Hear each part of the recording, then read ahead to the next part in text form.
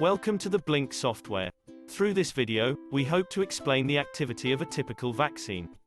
Let's move to the vaccine production phase. In vaccine manufacturing, an inactivated form of the target pathogen or a molecule dressed as the target pathogen is used. Any substance that induces the immune system to produce antibodies against it is called an antigen. Hereafter we call this dressed up molecule as antigen. And then, the antigen is introduced to the body through vaccination. The immune system reacts to the entry of the antigen. It produces antibodies to eliminate the antigen and keeps the memory of the antigen.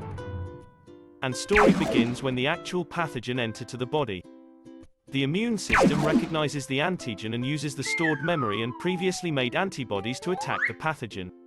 This way vaccines provide a safer way for the immune system to identify a pathogen and to learn how to eliminate it. Let's make this pandemic over by getting vaccinated. Thank you for watching. Stay safe. Please consider subscribing.